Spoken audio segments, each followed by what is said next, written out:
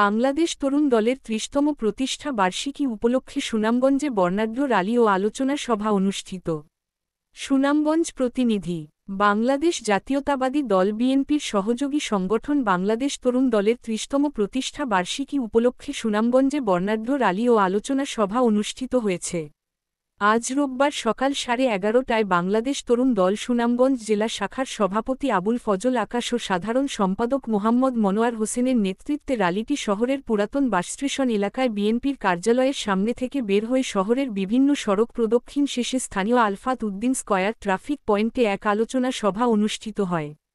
সুনামগঞ্জ জেলা তরুণ দলের সভাপতি আবুল ফজল আকাশের সভাপতিত্বে ও দলের সাধারণ সম্পাদক মোহাম্মদ মনোয়ার হোসেনের সঞ্চালনায় আলোচনা সভায় বিশেষ অতিথির বক্তব্য রাখেন সুনামগঞ্জ জেলা যুবদলের সিনিয়র সহ সভাপতি সোহেল আহমদ, জেলা স্বেচ্ছাসেবক দলের আহ্বায়ক মোনাজ্জিয় হোসেন, জেলা যুবদলের সাংগঠনিক সম্পাদক কামরুল হাসান রাজু, যুগ্ম আহ্বায়ক মমিনুল হক কালারচান, জেলা স্বেচ্ছাসেবক দলের সহ সম্পাদক সুহেল মিয়া, জেলা স্বেচ্ছাসেবক দলের সদস্য সচিব জাহাঙ্গীর আলম, জেলা তরুণ দলের সিনিয়র সহ সভাপতি শাহিনুর আলম, সহ সভাপতি সেলিম আহমদ, সহ সাধারণ সম্পাদক আব্দুর রহমান, আবদুল্লাহ আল মামুন, জেলা যুবদলের যুগ্ম আহ্বায়ক নুরুল আলম, যুবদল নেতা রিপন মিয়াসহ জেলা যুবদল, ছাত্রদল কৃষকদল সহ সহযোগী সংগঠনের সকল নেতৃবৃন্দরা উপস্থিত ছিলেন।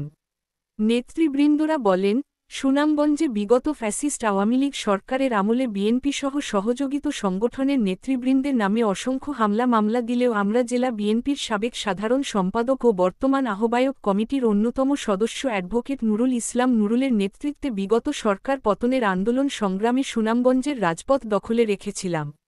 এখন সময় এসেছে তৃণমূলের সকলের জনপ্রিয় নেতা অ্যাডভোকেট নুরুল ইসলাম নুরুলকে আগামী জাতীয় সংসদ নির্বাচনে সুনামগঞ্জ ৪ সদর ও বিশ্বম্ভরপুর আসনে বিএনপির ধানের শীষের প্রার্থী করতে দলের চেয়ারপারসন বেগম খালেদা জিয়া, ভারপ্রাপ্ত চেয়ারম্যান তারেক রহমান সহ দলের কেন্দ্রীয় নেতৃবৃন্দের নিকট জোর দাবি জানান।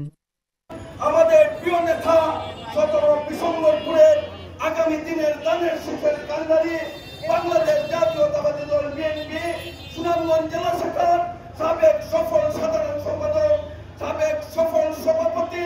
সাবেক সফল বাংলাদেশ জাতীয়তাবাদী ছাত্র দলের কেন্দ্রীয় সহ-সাধারণ সম্পাদক ও সুনামগঞ্জ জেলা বিএনপির সাবেক প্রতিষ্ঠা বার্ষিকী উপলক্ষে